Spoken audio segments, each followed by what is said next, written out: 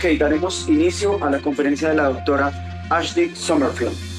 Ashley is a senior research technician in the Biological Crop Protection Program and Biofund Research and Innovation Center in Canada, working with Dr. Royce Baringhaus.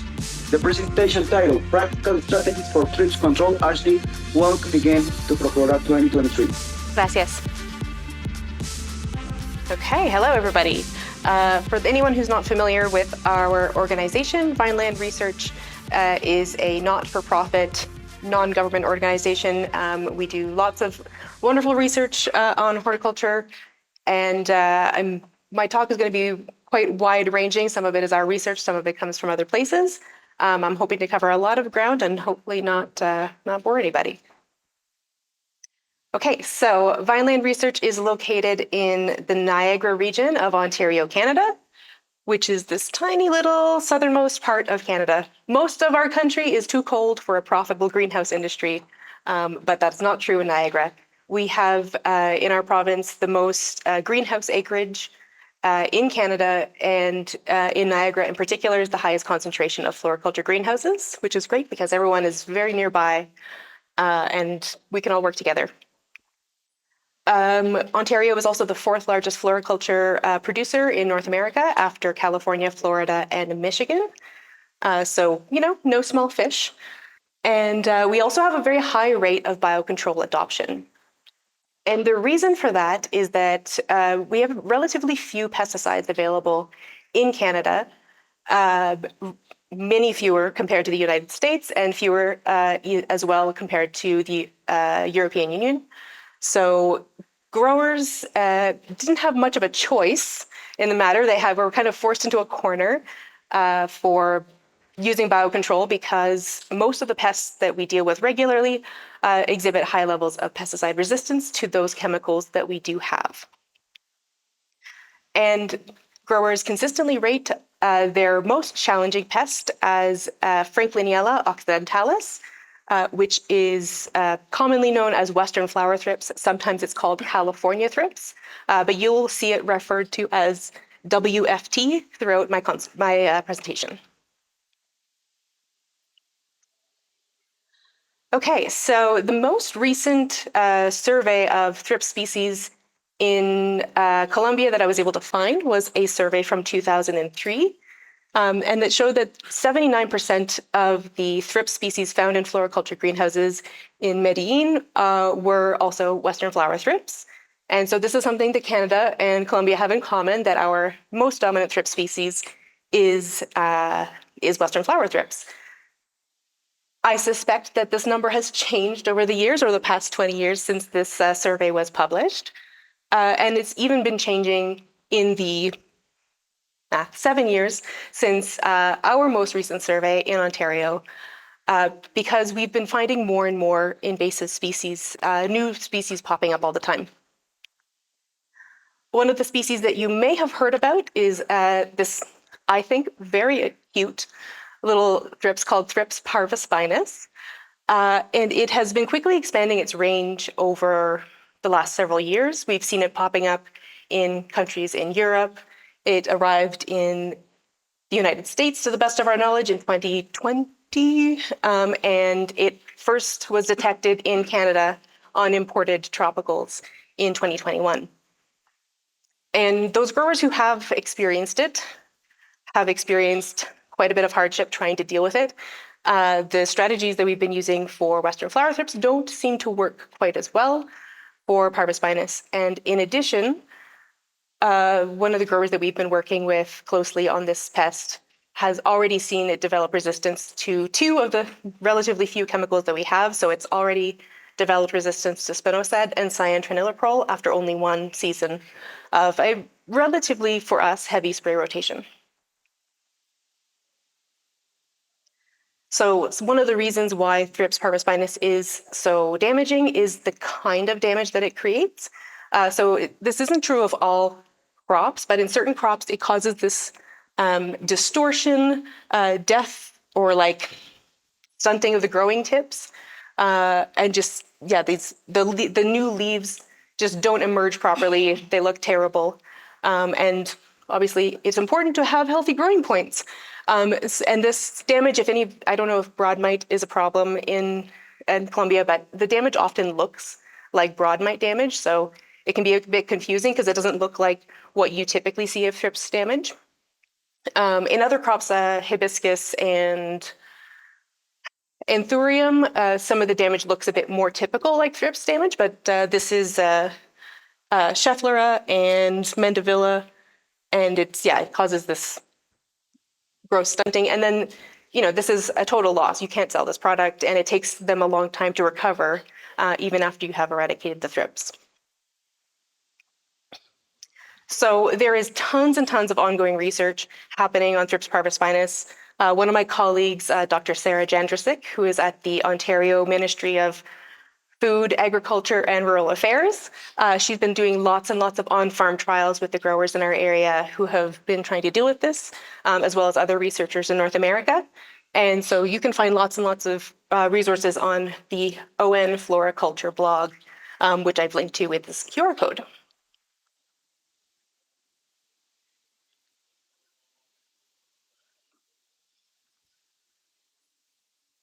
And that's not all. So in addition to parvospinus, I think, as far as we can tell, parvospinus is the most damaging that we've come across. But we have been finding more and more new non-native and invasive species popping up over the last few years. We've found in Canada over the last couple of years at least 3 new records that we've never had in Canada before. And these are all things that are coming in on imported cuttings. Often tropicals seem to be one of the more problematic areas. Part of this, I'm sure, is because we're just looking more closely now that we know that there are other things. For the longest time, Western flower thrips was the only species anyone cared about or thought was really a problem. And now that we're looking more closely, we're finding that there are many other thrip species out there. And for some of them, the strategies that we've been using for Western flower thrips do not work as well for some of the newer species. And in addition, I want to highlight that thrips identification is very challenging. They're extremely small, but on top of that, the species can look very similar. So this is one of the other species that we found, actually only a few months after we first found our Thrips parvospinus. This is Thrips setosis. It is the Japanese flower thrips. And under the microscope, they look pretty much identical. When they're on the plant, some of the darker morphs will look more similar to Echinothrips americanus. But we've largely found these on hydrangea. So for some of these species, we can sort of narrow things down depending on what crop that they're appearing on. But part of the challenge of that is because they're new and there's very limited research, we don't even fully know the extent of the crops that these pests affect. But anyway, so this is my plug for one of my favorite topics, which is thrips identification. That it takes some getting to know. We have developed a resource in Canada for the common thrip species, and growers can do this, and IPM professionals can do this to some extent, at least to narrow down what species they might have. But anyway, I could talk about thrip species for ages, but I was asked to talk about biocontrol, so that's what I'm going to do. So last year, in the AFE's Thrips and Botrytis seminars, my boss, Dr. Rose Boutenhouse, she did some surveys to find out what the biocontrol use in Colombia was like. And we were really pleased to see that the majority of growers were using biocontrol to some extent, although I would prefer that this big bar be over in the often and always category, and hopefully I can convince you to do that today. So one of the barriers that I was told is facing Colombian growers is your lack of availability of biological control agents. So not all of the beneficial insects and mites that we have in Canada and the United States, they're just not available to buy in Colombia. But there are a lot of other tools that go into IPM. So oftentimes we say biocontrol, but what we're talking about is integrated pest management, and it has a lot of other elements. And I'm hoping to demonstrate to you today that you do have a lot of tools at your disposal and that biocontrol is actually more than the biocontrol itself.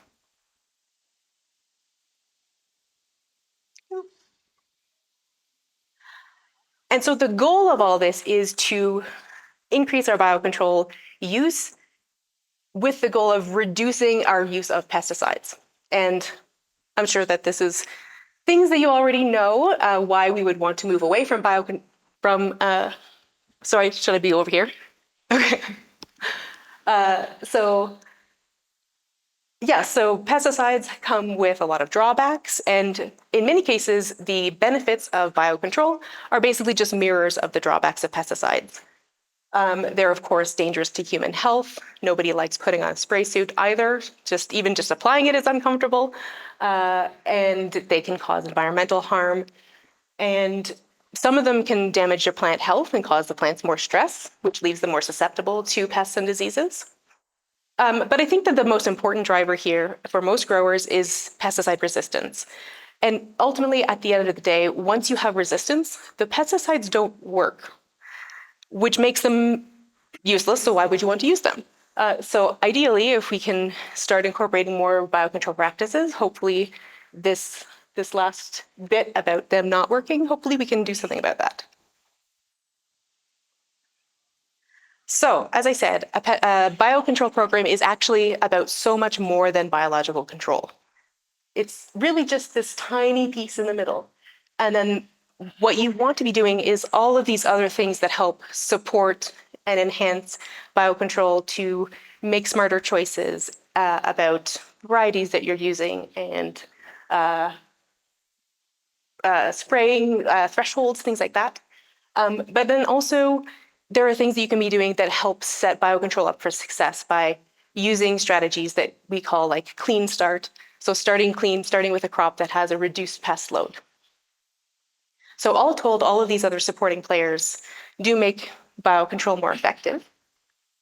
But since it is the star of the show, this is where we'll start. Okay, forgive me if this is already knowledge that you all have, but I want to make sure we're all starting on the same page, and so that we can get the language that I'm going to use throughout this out there so you know what I'm talking about. So thrips lay their eggs in the leaf tissue, and then, or for the many of the species that we deal with anyway, some of them don't, it's a whole nother thing. Anyway, so they lay their eggs in the leaf tissue, and then they hatch out into these first instar larvae, which is the smallest stage, and develop into second instar larvae. And then after they have gotten big enough, they will drop down into the soil. And so Western flower thrips and many other thrip species will pupate in the soil. Some of them do pupate on leaves. But yeah, so they will pupate in the upper 2 centimeters of soil or substrate, and then emerge as adults to repeat the whole cycle again. And this whole cycle only takes about 2 weeks. So it's a very fast life cycle. So effective biocontrol aims to target all of the life stages of thrips. So one of the most commonly used biocontrol agents that you'll find growers using in Canada is phytoceid mites, which are these extremely small predatory mites. Amblysia swirsky, Neoceolus cucumeris are very commonly used species. But they actually only eat the smallest life stage. They only eat the first instar larvae. But then, so we want to bring in other elements. Most growers don't use only predatory mites. They use multiple things. So then we move to the larger, more generalist predators, things like aureus species, tiger flies, for example. And these can eat all stages of the thrips. They can eat the larvae as well as the adults. And then in the soil layer, there are also predators that live down there. So you can get rove beetles, Aphida, Delocia, or predatory mites that live in the soil, and those will eat the pupae, as well as entomopathogenic nematodes will also attack the pupae and kill them down there. And then last but certainly not least, we have the entomopathogens. So these are funguses that they're basically just diseases of the insects. And so they can kill all life stages depending on how you use them. So if you use foliar sprays, those will kill any of the foliage dwelling stages, so the adults and the nymphs, but they can also be applied as a drench, or you can incorporate granular formulations into the substrate, and those will also kill pupae. So these are a very useful tool in the toolbox. So in Colombia, to the best of my knowledge, from what I could find out, what you don't have is really don't have any good phytoceid mites that prey on thrips. You do have Amblyceus californicus, but they're primarily a predator of two-spotted spider mites or other spider mites. They will eat some thrips larvae, but they're probably not going to be contributing substantially to your biocontrol program. However, since phytoceid mites only eat the first stage, I don't really think that this is such a big loss.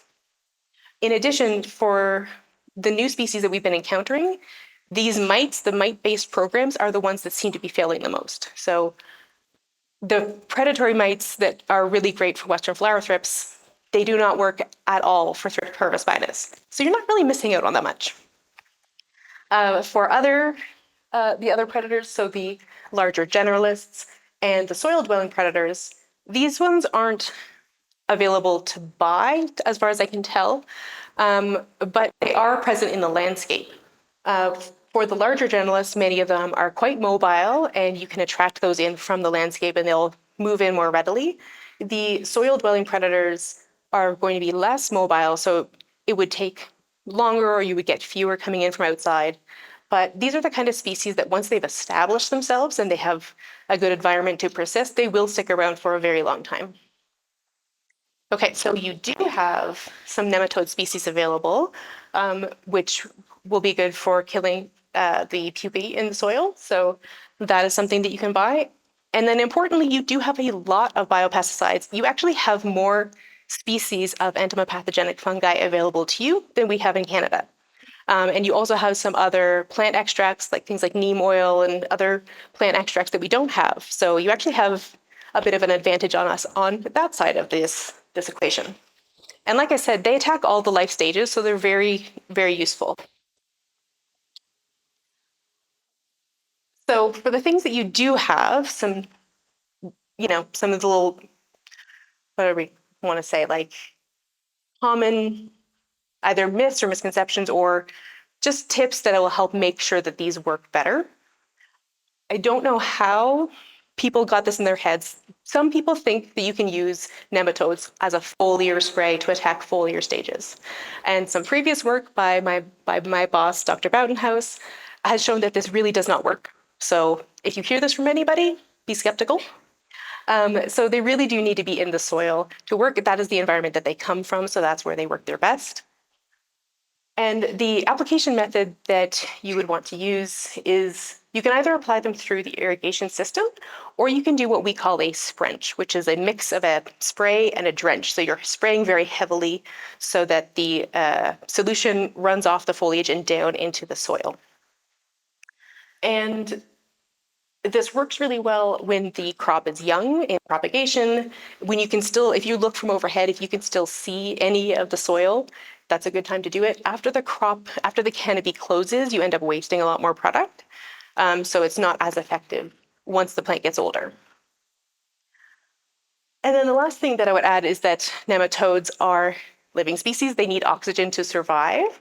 So just to make sure that you're applying them soon after you've mixed them, because they will suffocate in a tank of water if it's not being aerated or mixed thoroughly. And we also have, we made a video several years ago about how to use entomopathogenic nematodes, some tips and tricks. Also how you can do quality assurance on it to make sure that they're alive, which is useful. So you can go and check out that video if you want to learn more about that.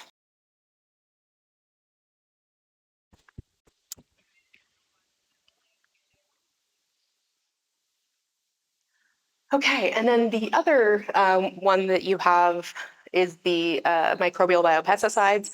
And the other reminder that I have about these guys is that they are also living organisms. And so we don't want to treat them like we would any other pesticide You don't want to just stick them in your, pesticide storage room and not pay attention to what the label of storage instructions are. So it's really, really important to follow the storage instructions to make sure that you actually have a living product. It has to be alive to do anything.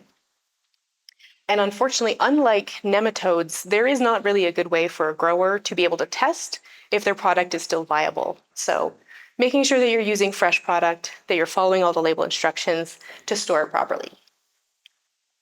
And then the other thing is that microbials require direct contact with the insects in order to work. And so good spray coverage is really, really important.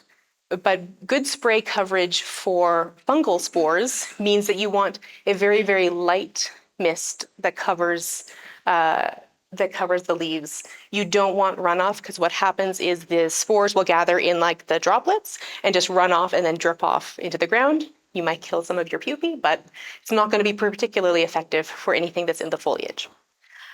So there are a couple of ways of doing this. You can get devices called like LVMs, or low volume mist sprayers. They will create like a cloud of spores that sort of moves through your greenhouse, and this cloud of mist, if you've been in a misty area near a waterfall, you know that those droplets get absolutely everywhere, and that is what you want. Important to note that you want to make sure you're using a cold fogger. You don't want to use a thermal pulse fogger, because those will kill the spores. So thermal pulse foggers can be used for other products. Do not use them for the entomopathogenic fungi. You can also use a hydraulic sprayer, and you want to make sure that you're using a very fine mist. Use a low flow nozzle. And if you're using a backpack sprayer, for example, we can really create the exact same conditions that a low volume mist fogger uses. And I've seen seed growers, they'll have the backpack sprayer on and they move through the crop and they keep the wand perpetually in motion. They're moving very quickly. And the idea is you want to create these swirling clouds of spores that get on every surface, because many thrips and other pests like the underside of the leaves, which is very hard to get good coverage on. So the idea is you want this cloud to be in your greenhouse. Okay, so next I'm going to move on to the support section, because this is where we're going to get our other biocontrol agents. So you have several different kinds of native generalist predators in Colombia. There are Aureus species. I believe Aureus insidiosus, but other Aureus species are all good Thrips predators. You have lacewings, syrphid flies, lady beetles, tiger flies or Conoce species, also known as hunter flies. So all of these things exist in the landscape. And they will come in and enter your greenhouse if the conditions are right. I have had Aureus come into my experiments and ruin them because they decided to volunteer and help me eat all my thrips, which is not what I wanted them to do. So they're very good at volunteering. But you have to have the conditions around your greenhouse that supports them.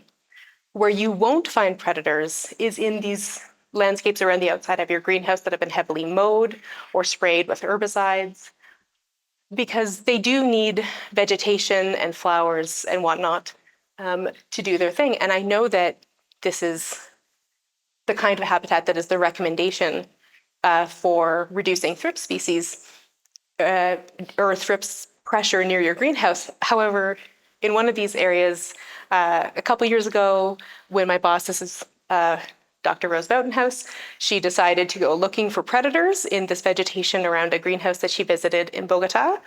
And what she found were thrips, lots of thrips, which just shouldn't be surprising. We know how adaptable they are, but she did not find any predators. So in order to attract native predators in our landscape, you need that landscape to be attractive. And this is also known as conservation biological control, where what you're doing is you're creating an environment that will support those predators and increase the number of predators that exist in the landscape. So what many of these insects need is they need a diverse flowering habitat And again, this seems counterintuitive to some growers who have been told for years, just like mow it all down. You don't want plants near your greenhouse. But these can also act as a trap plant for the pests that are out in the landscape. The thrips are already out there. They're already looking for food. And if you have a landscape around your greenhouse that is just barren, the first food they're going to find is your crop. It is much better if the first food that they find is these insectaries or these natural habitats outside your greenhouse. And if those habitats are also already full of predators, then they may not, they wouldn't increase the pest pressure of thrips quite to the extent as growers think that they might, because the predators are already there to help suppress them. And this idea of trap planting is something that people have been using in outdoor landscapes and inside greenhouses for a long time. And the way that this works is because thrips are very lazy, as is, most organisms are. And because they're generalists, they can eat a lot of different things. So some past work by Dr. Boutenhouse has shown that these trap plants, that this is a study in potted chrysanthemums, in Canada. And what she found was that when she has these trap plants, and this is the number of thrips that are on the trap plant and the number that are on the crop. So even when, they have the resident thrips, the thrips are already there.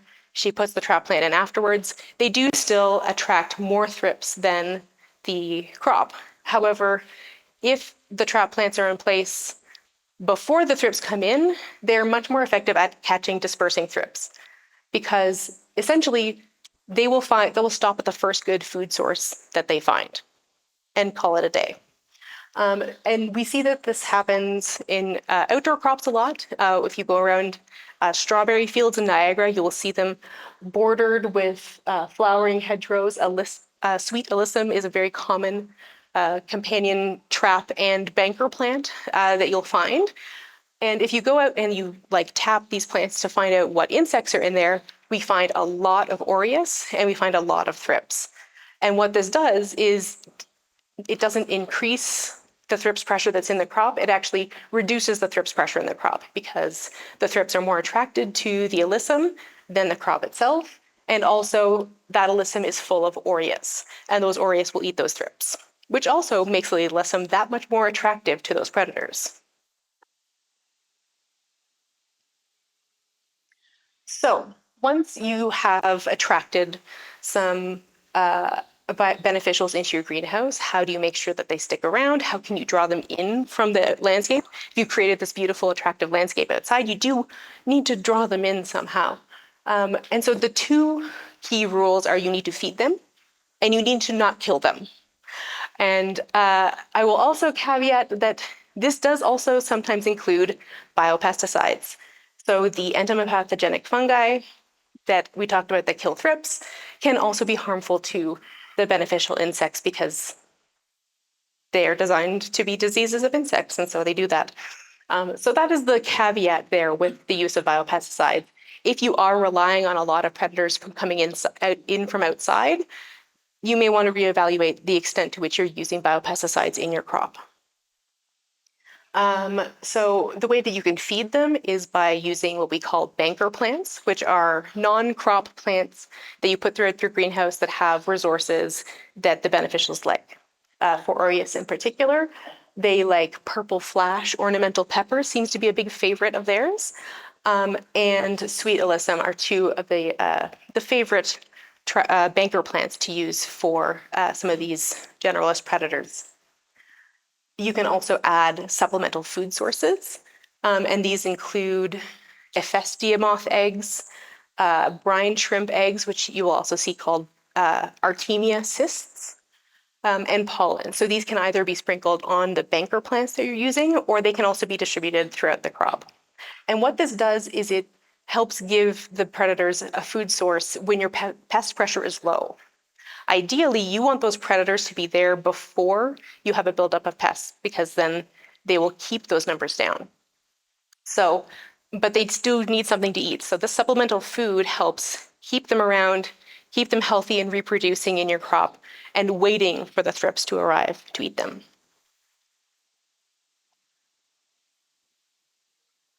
So one of the other things that you could be doing is mass rearing some of your own biocontrol agents. So if you are able to find a bug nerd out there who wants to go hunting for biologicals for you, one of the easiest bios to rear is Delocia.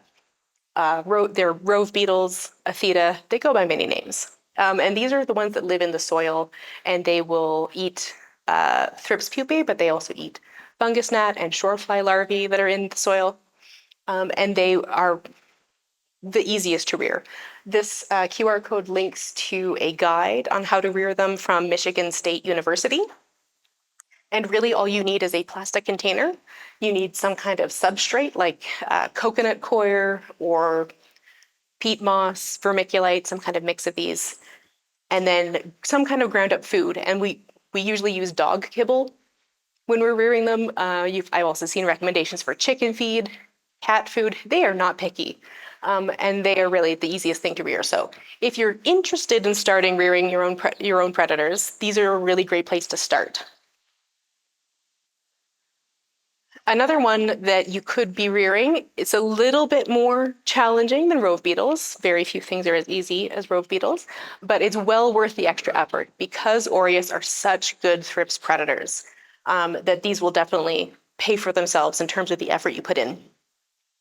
So for them, again, your supplies are fairly basic, but the challenge, I guess, is that they do require a slightly more specialized food source. And that, again, is the same food sources that you would use as a supplemental food in your crop. So the Ephestia eggs, brine shrimp eggs, or pollen, or a mix of these things. I don't know what the availability of these products are here. In Canada, biocontrol companies do sell these. However, the brine shrimp eggs are also a very common fish food. So like we usually just order them on Amazon. So those ones are the easiest to come by. And again, this paper that I've cited, we don't have as nice, clear, tidy a guide as the one that Michigan State put out for Delocia, but this one is pretty accessible. It's not just full of a bunch of sciencey jargon, and they're comparing a few different rearing methods and how effective they were.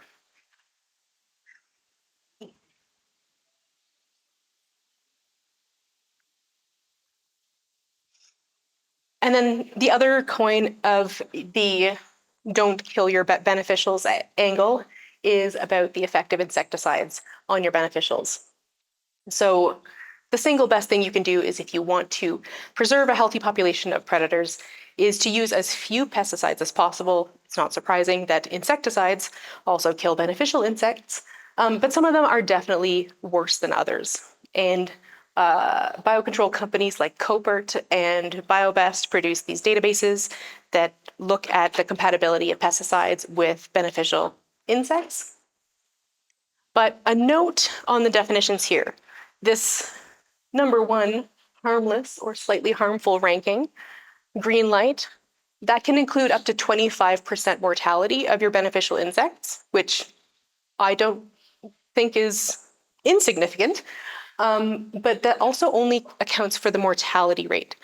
Most of these studies on compatibility don't look at the non-lethal, the sublethal effects, and those can include reduced reproductive capacity, reduced mobility, so they can't find the pests as well, shorter lifespans, and some of them are also just repellent, so they just don't want to go near the crop that's been sprayed. So these are things that aren't necessarily captured in these rankings, but it is still a good guideline. And so you'll get these different compatibilities. The compatibility of a pesticide depends on the species that it is interacting with. It also depends on the life stage of the beneficials. It also depends on the application method. So if you're using a drench application versus a spray application will affect the beneficials differently. And the other reminder is to check all of the beneficials that you're relying on. So even if you're spraying something for thrips, you don't just want to look at your thrips predators. You also want to consider if there are any parasitoids in your crop that you are relying on for control of aphids or whiteflies or leaf miners. So remember to check all of your beneficials to see what other potential unintended consequences spraying could have, and to be prepared for that. And we do see that this kind of approach of just let's spray less or not at all, and that actually does pay off in the long run. So this is a study from mango orchards in Mexico, and they compared an organic orchard that did not do any sprays to an orchard that used a traditional pesticide program. And so on this graph, we have the number of thrips and the number of predators. And I've highlighted or colored over the lines with red and blue to make them easier to see. So the thrips numbers are in red and the predators are in blue. So this top one is the no spray organic orchard, and the one that did use sprays is down here. And both of them experienced this initial spike in thrips pressure at the beginning of the season. But then what you see is that the no spray orchard ended up with a lot more predators, and they say it was about twice as many predators in the no spray orchard compared to the one that with sprays. And then what happened is in the no spray orchard, with the presence of predators, the thrips numbers stayed low after that initial spike. But in the orchard that did have sprays, they had these other spikes in thrips pressure. So in this greenhouse, or in this mango orchard, where they did not spray, that actually ended up paying off in the long run.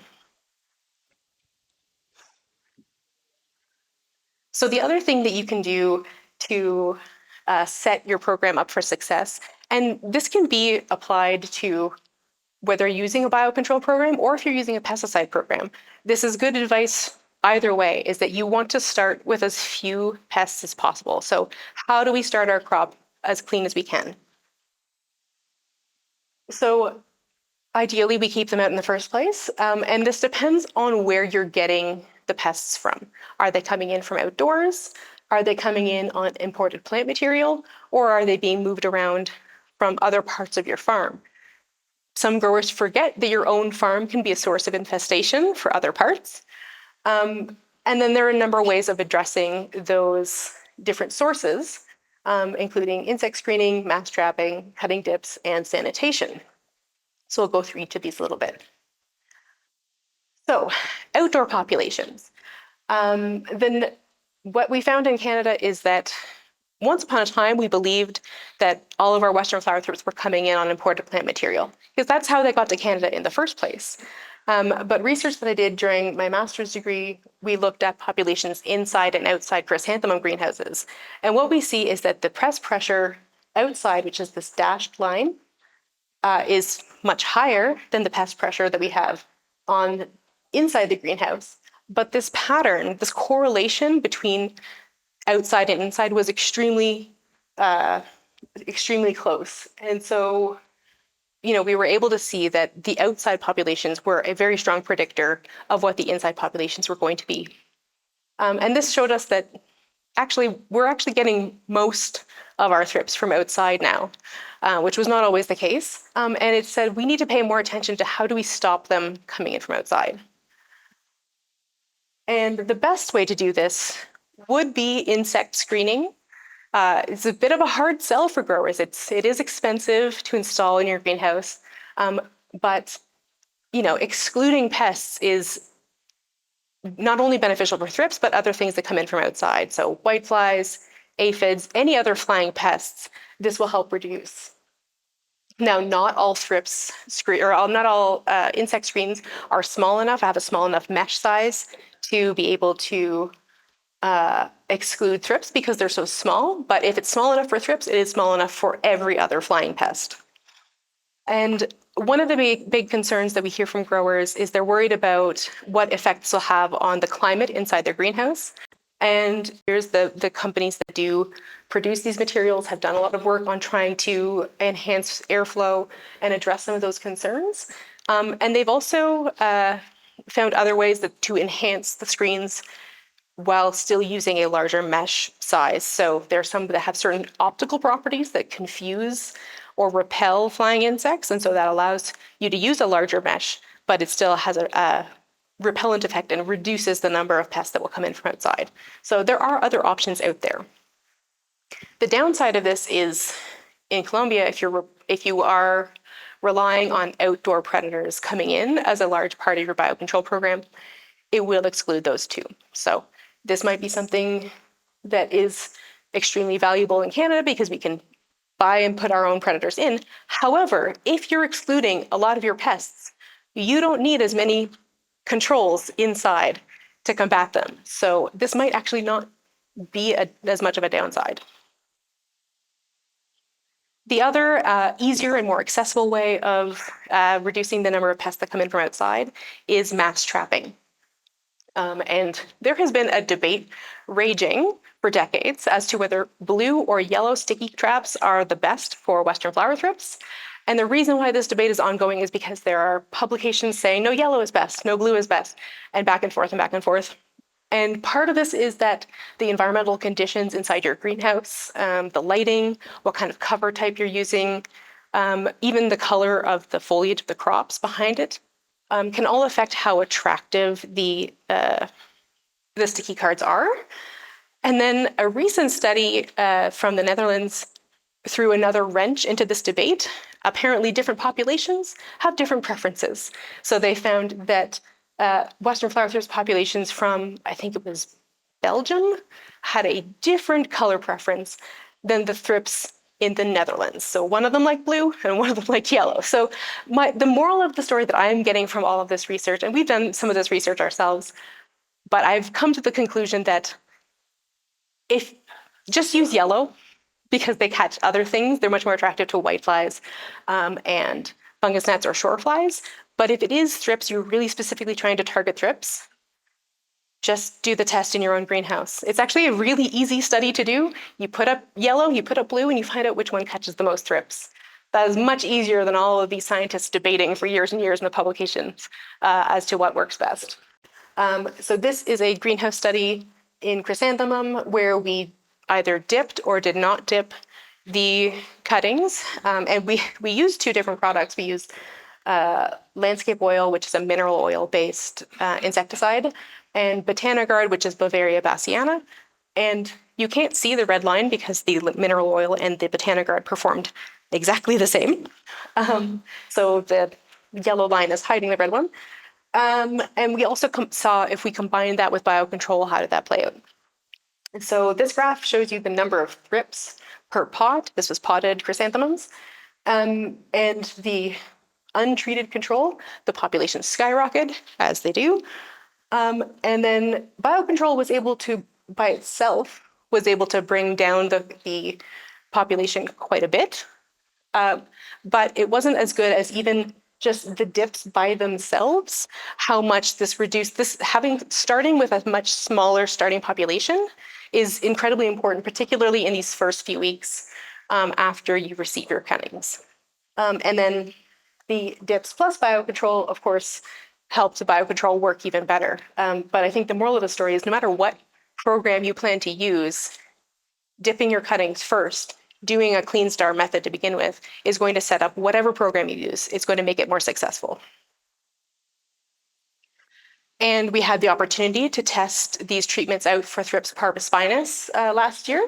And what we found is that the products that worked as a dip for Western flower thrips also worked just as well for Thrips parvispinus. Copa is an insecticidal soap. Botanigard is Beauveria bassiana, and landscape oil and soft oil are both mineral oil-based insecticides. So what we've found is that just like in our greenhouse trial with Western flower thrips on chrysanthemums, the Beauveria bassiana and the mineral oil-based products work equally well. So we've done so much dipping research. And we've looked at Bemisia whitefly, thrips. We did some studies on spider mites as well. And there is a lot of information here. So I'm going to break down more slowly. In a nutshell, the most effective by far across the board for all of the pests we looked at was the mineral oil-based products. However, they do tend to cause more phytotoxicity for sensitive crops. So in the hardier crops like chrysanthemums, mandevilla, ivy geraniums, we didn't find phytotoxicity symptoms.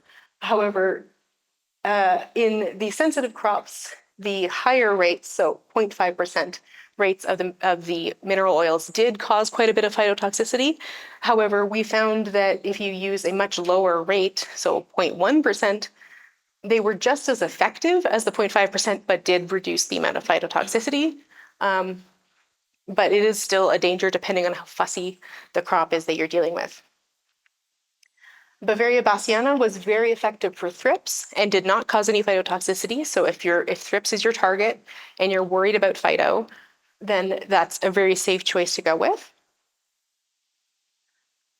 And then the soaps were really only effective for whiteflies, but they did cause some phytotoxicity. So if you're not targeting whiteflies, I would probably give soaps a pass. But we did test out a lower rate of the soaps with Bavaria bassiana, and that was effective for whiteflies without causing too much phytotoxicity. So if whiteflies is your target, that's the best choice there.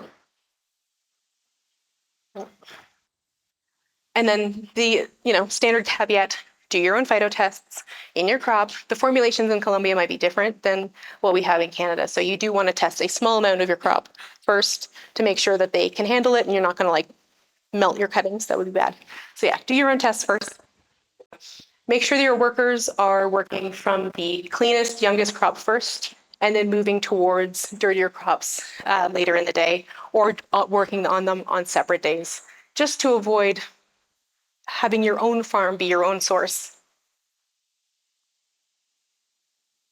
Okay, and then the real goal of all of this is to spray as little as possible. In a perfect world, we would not spray at all, but that's a very unrealistic expectation. So this delaying spray until only when necessary. The goal is to make sure that when you do it, it actually works. And that, to reiterate, some of Melissa's talk is about insecticide resistance management. These are strategies that are used to either delay the onset of or reduce the severity of resistance. And so the idea is you want to avoid the repeated use of the same mode of action, which is this the same as the FRAC that you were talking about, the FRAC codes? Yeah. So these are listed right on the label, the top of the pesticide labels. At least that's what our labels look like in Canada. And you actually don't need to know how the modes of action works. You don't really need to understand this. All you need to do is look at these numbers and make sure you're not using them back to back. And the IREC, the Insecticide Resistance Action Committee website, has a ton of really great resources. They have resources translated into Spanish as well. So I highly, highly recommend, if you want to learn more about insecticide resistance management, that you visit their website. And this graphic sort of is depicting what different possible spray rotations could look like. So the idea is that you don't want to use the same product within the same window. And in IRM, a window is a single generation of the pest. So for thrips, that's only 2 weeks. And you want to rotate between 2 or more different products. So the way not to do this would be the first example, off to a good start. However, what they're doing is they're using green in the first window and then green in the second window. That was not what we want to do. If we look at the second example, they're using the same 2 products, but they're rotating back and forth between that. That is a better choice if you only have 2 products to work with. Ideally, you'll have 3 or more products that you can rotate between, and that will further strengthen your resistance management program. And this is from a guideline that's specific to sucking pests. They have several different examples and they walk through them in detail to really understand what's going on. Okay, so IRM is to prevent resistance. What happens if it's already there, which is the case with Western flower thrips basically everywhere. They're already resistant. What do you do then? The problem with resistance management in thrips, and I'm going to assume in botrytis as well, is that this resistance can last a really long time. We've seen from studies that even in the absence of pesticides, Western flower thrips can maintain their resistance to pesticides for 8 months or more. Some of these studies, they just stopped after 8 months. So we don't actually know how long they last. Some of them are just like, we're done, we've run out of funding, we can't keep going. And the stability of this resistance depends on the particular mode of action of the chemical. If the pests have any continued contact with residues, even if they're not being sprayed directly, that contact with residues can still sort of like re-up their resistance. And then the biggest factor seems to be the presence of susceptible populations. So interbreeding with susceptible populations will drive down resistance much, much faster than if they don't have susceptible populations to interact with. So in this study, they were looking at the resistance of Western flower thrips to spinosad, I believe. Yes, spinosad. And in this first example, or like the last one on the table, they started with a 100% resistant population. And at day 0, they had a very high rate of resistance, and that pretty much stayed unchanged. Actually seemed to get worse somehow over the 8-month period of this study. However, if they mixed in just 25% of the population was susceptible, we see that this dropped down by 100-fold in just 2 months. So 2 months without spraying is a much more practical window than a year without spraying. I think 2 months is, we can all agree, is more plausible. So if you have the susceptible populations that they can interbreed with, that will help drive down resistance. So why would that be?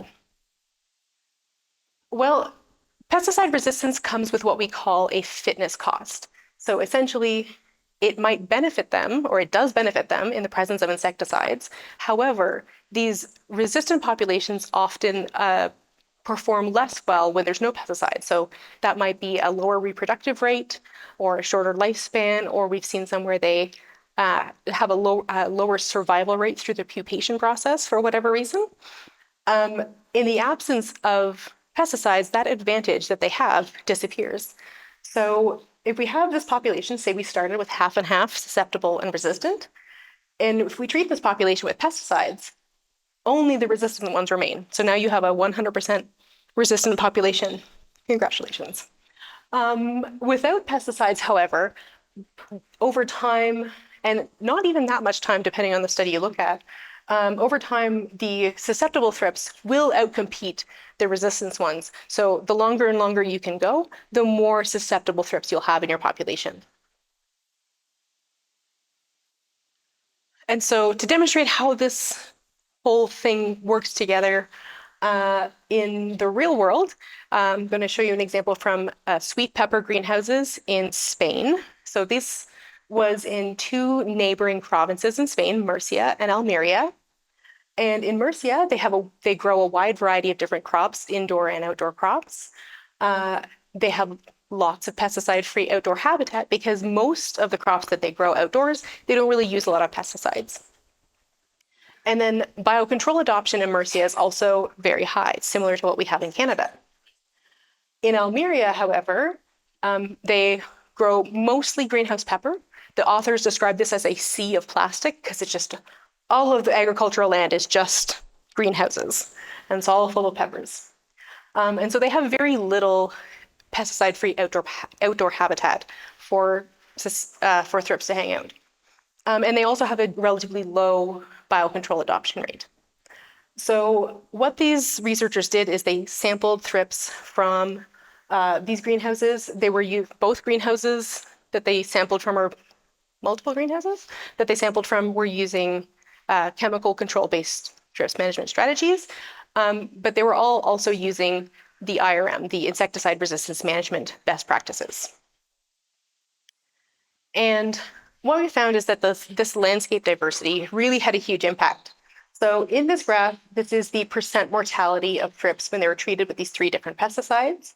The black bars, which are Almeria, which has no good outdoor habitat, had a much lower mortality rate, so a higher level of insecticide resistance than in Murcia, which had very good mortality from their pesticides when they had to use them. So what happens essentially is these pesticide-free habitats creates a refuge or a place for susceptible populations to continue reproducing and existing in the landscape. If they don't have pesticide-free spaces, you will end up with that 100% resistant population, and then that resistance will persist. So what the message of this is that pesticide rotations by itself isn't enough. You need to also have a situation where they're actually going to be able to have an impact on the resistance. And we're back to this graphic again, because the places that they like to live is pesticide-free habitat that's attractive to them, that can support susceptible populations. So the same places that will support your beneficials will also support susceptible insects or susceptible thrips. And then inside the greenhouse, they can also find refuges on banker plants. You can also, if you spray only the varieties that need it, you can leave the rest of your crop. Susceptible populations can survive in other parts of the greenhouse. And again, stretching out the period between sprays as long as possible to give those susceptible populations more opportunities to interbreed with the resistant ones.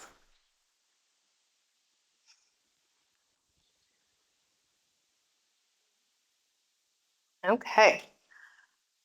And now is my lecture on data and keeping records. So most growers do some kind of monitoring throughout their crops. But what I've found, at least for the growers in Canada, is many of them don't really do much with that data, which is a shame because monitoring can produce so much really useful data. And then that can help them make smarter choices in terms of varieties that they use, teaches them more about the dynamics of their thrips populations or their pest populations in general, and also can be used to help create thresholds. So I kind of designed this graphic as sort of a depiction of what your crop is looking like. You're starting clean, you're starting with biocontrol, then you're spraying, and you sell beautiful plants. But you are monitoring this whole time and collecting data this entire time. And the best ways to monitor for thrips, there's three main ways you can monitor.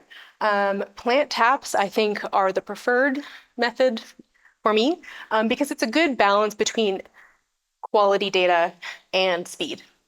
So you can also count both larvae and adults when you're doing plant taps, whereas sticky traps, which are definitely faster, they're more efficient, but they only catch adults, and they're also are variable in terms of how accurate they are relative to your crop. And there can also be a bit of a lag time between the crop and the cards. So if you've chosen an intervention and you want to monitor to see if that worked, sometimes the sticky cards, because they're showing you like what happened in the past week or the past 2 weeks, they're not showing you what's happening in the crop right now. And then destructive plant washes, which you will see Thrips researchers talk a lot about. They're the gold standard for us because it's the most complete and accurate data, but you have to destroy the plants and it's extremely time consuming. So for growers, plant taps and sticky traps are the way to go, and most growers are using some combination of both. And as I said, monitoring data can be used for so many things, and I'm going to try to convince you of this in the next few slides. So you can use monitoring to track pest pressure over time. This is the same graph I showed you of the number of Western flower thrips inside and outside the greenhouse. And it taught us a lot of things. It taught us about where the thrips were coming from because we looked inside and outside. But it also showed us that thrips in Canada peaked late July. And what that means is if you repeat this monitoring over a couple of years, you can see, is this consistent? Is this always this last couple of weeks of July? Is this when they always show up en masse? In which case you can be prepared ahead of time. You can put up a lot more mass trapping cards in advance of this big, huge peak in pest pressure. You can release more bios in advance of this happening. So you can be proactive to prevent these incoming pests from taking hold. And then, yeah, you can, this obviously Canada is a very seasonal place. So maybe you don't have this kind of same seasonal pressure in Colombia, but it might give you windows into like, if there are other factors that are driving the pest pressure. Another great thing that you can use monitoring for is to determine if your interventions are actually working. So this is an example from a cut chrysanthemum grower, and they were testing out, or they had a out of control onion thrips population. Onion thrips, Thrips tabaci, is another very common thrips species, and they had a high proportion of this population. And since onion thrips are generally less resistant, they still get resistance, but to a lesser extent than Western flower thrips, this grower chose to spray. And so they sprayed cyantraniliprole, and we monitored the populations before and then after the first application and then after the second application. And what we learned from this data was that, okay, we did see some decline, nothing shocking, in the onion thrips population, which is in the dotted line. But what we saw with the Western flower thrips was no change. They were not, I mean, they didn't increase in number, but it definitely didn't drive those populations down. And then you can keep this kind of data and repeat this over time if you're using the same product to see if, is this line flattening out? Are you starting to see resistance in this other population? And you can use this for any intervention to see, like, is this doing what I want it to? Is this actually working? And then another thing that you can use monitoring data for is choosing better varieties. Every grower anecdotally knows that some pests like some varieties better than others. But this is not information that you're ever going to get from the plant breeders or propagators. I think that we should. I absolutely think that this is something we need to be doing, is breeding for pest resistance. It's common to do for diseases. I think we should be doing it for pests because these effects of the varieties are very strong. So this data came from AFE-funded research. This project started out, we were trying to look at the effects of high and low fertilizer rate. And what we found is that nothing mattered as much as the variety. So what we found from this data is that these were 6 different yellow flowering garden mums. And to the naked eye, they all basically look the same. If I'm buying one if I'm growing one, buying them in the store, I'm a consumer, any of these are going to do. They're beautiful. One of them is flowering about a week later, but otherwise they all look the same. But the number of pests that they got was very different. And this actually changed throughout the growing cycle. So for the first 3 weeks, this variety B was definitely the favorite. But then once the plant started budding, in the next 3 weeks after that, the numbers on that variety dropped, and it grew out of a lot of the thrips damage that was there in the first 3 weeks. So if you know this kind of thing about this crop, it's like, yeah, they're going to get hit hard initially, but then they'll grow out of it. You could maybe avoid panicking and treating this crop because in the end, it didn't matter for this one. However, this variety C, as you can see, it just kept getting more and more attractive to the thrips. So if I was a grower, I wouldn't choose to grow this variety again. And what we've also found, just as a little aside, is that there is biochemical reasons for this. So we have a biochemistry team at Vineland Research, and they did mass spectrometry and looked at all of the different compounds and all of these different varieties. And what they found was that this variety C was higher in certain kinds of amino acids, which is nutrients for the thrips, but it was also very low in some defense compounds.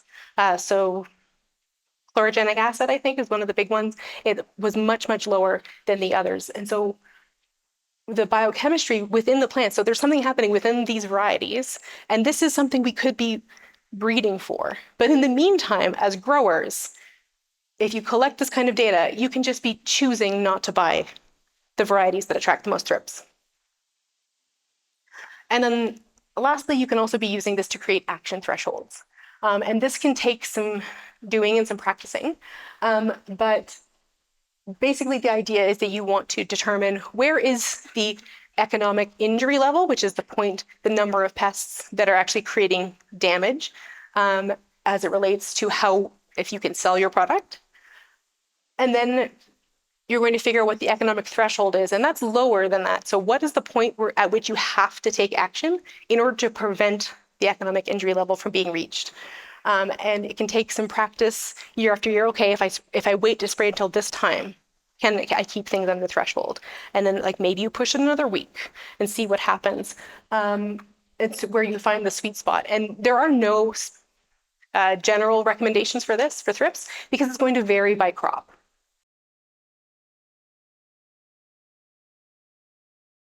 Crops to try to figure out where the sweet spot is. And this lets you figure out what is the point where you can wait until you can spray. And then lastly, you can use this data to look at the success of your program. So this example is from Bemisia whitefly. A grower was comparing the effect of different biocontrol programs to their pesticide program. And this was in 2 consecutive years. In the first year, the 3 products all kept things under threshold. They determined that 20 whiteflies or 20% of the crop being infested with whiteflies was their threshold, their economic injury threshold. And so all 3 programs performed equally that year. The following year had a much higher pest pressure. And what they found was that the pesticides no longer worked.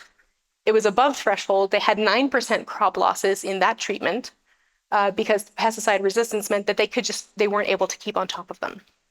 Whereas in that year, the biocontrol programs all still worked because resistance is not a factor for biocontrol. So in the low pressure year, yes, the pesticides were cheaper. In the high pressure year, it was more expensive and they lost a bunch of their crop.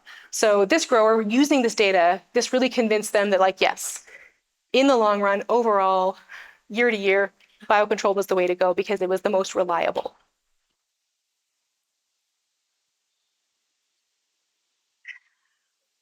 And then, yeah, so basically the goal of all of this is that hopefully by using all of these components, no matter what kind of program you're using, all of these supporting elements can help you make better choices to grow better plants. And hopefully by using this data, every crop is going to be better than the last one. You're starting clean, so you're setting whatever program up you use with success. You're building up your natural predator populations outside so they can help move in and help you out. So over time, all of this is going to work together to make every year better and better. So I'm hoping that you'll take at least some of this to heart and start implementing some of them, to grow better plants. And yeah, I feel like I've barely scratched the surface of all the research that is out there, all the research that I've done. And so I think that this is the same link that is on your handout to go to the Thrips and Botrytis website. You can see my boss giving several webinars about thrips and whatnot. There's so much great information there, so I highly recommend that you go and visit that. And I think I have talked long enough. Entonces, si alguien tiene alguna pregunta, la puede hacer en español o en inglés.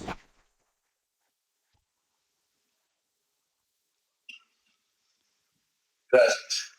Sin duda, los métodos preventivos son lo ideal, pero yendo directo a la situación, si todo falla y el producto está listo para ser exportado y se encuentra la presencia de Thrips, ¿qué debiera hacerse?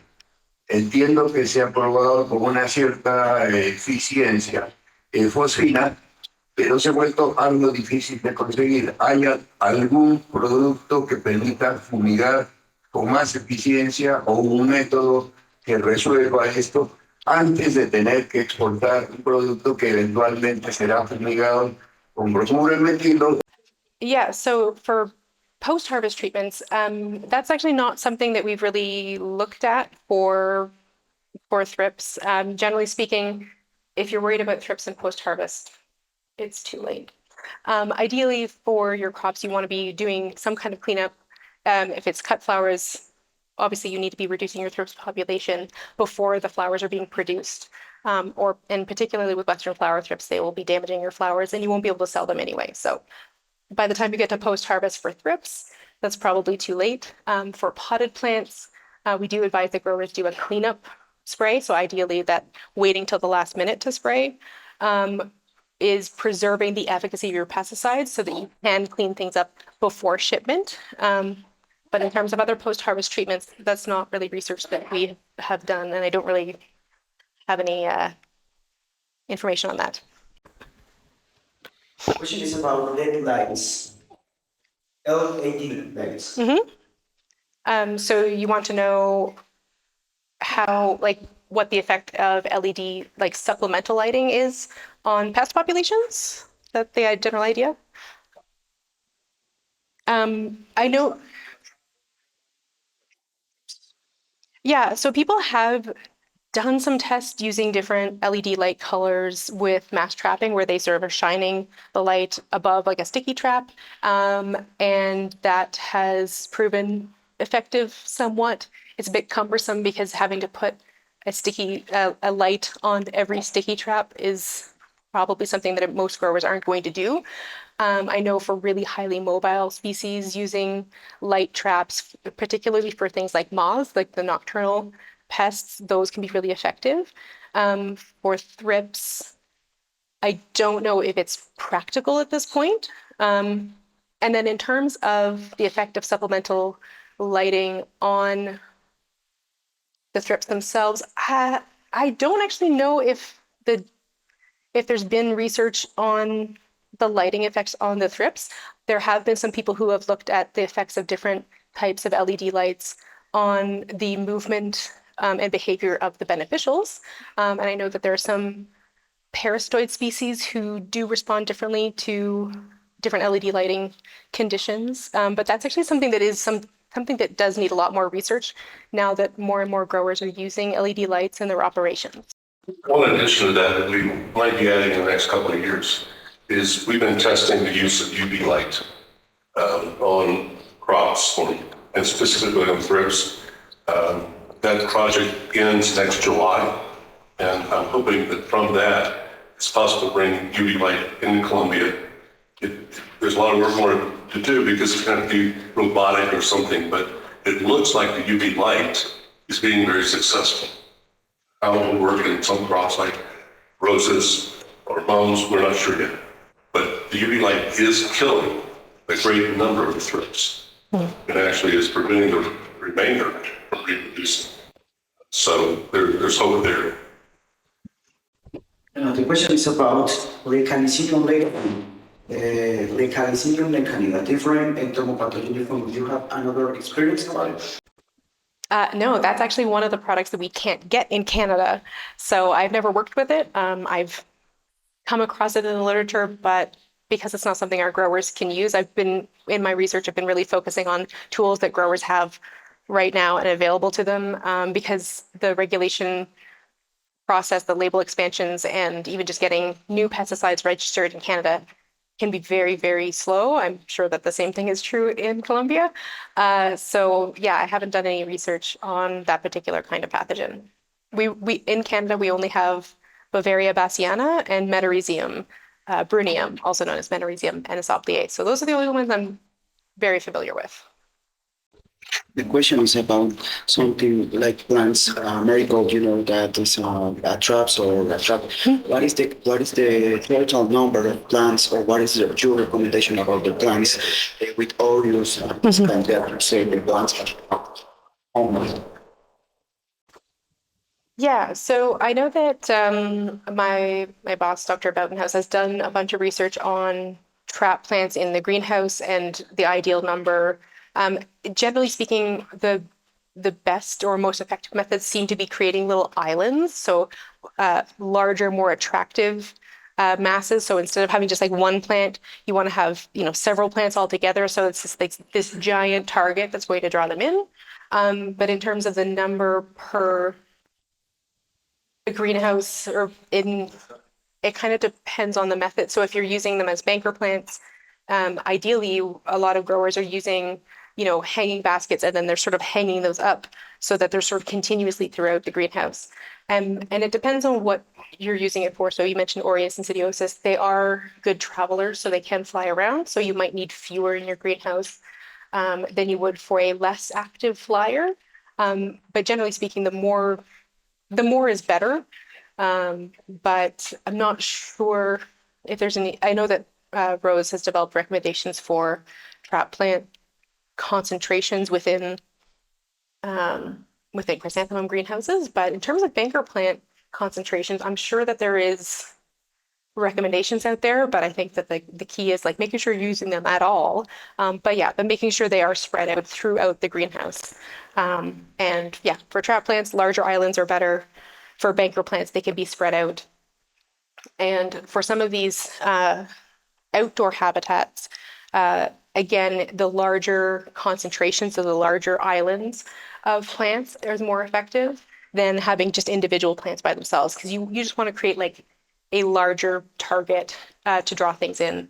And I've even seen some outdoor growers, I want to say in Florida, that are using big shipping containers that they can move around on a forklift that's full of all these beautiful habitat plants, and they can just like pick up that entire habitat and move it to a new crop wherever they need it. So there are a lot of different approaches to banker plants and trap plants depending on your crop. And because floriculture is so varied, it's hard to come up with like hard and fast individual recommendations.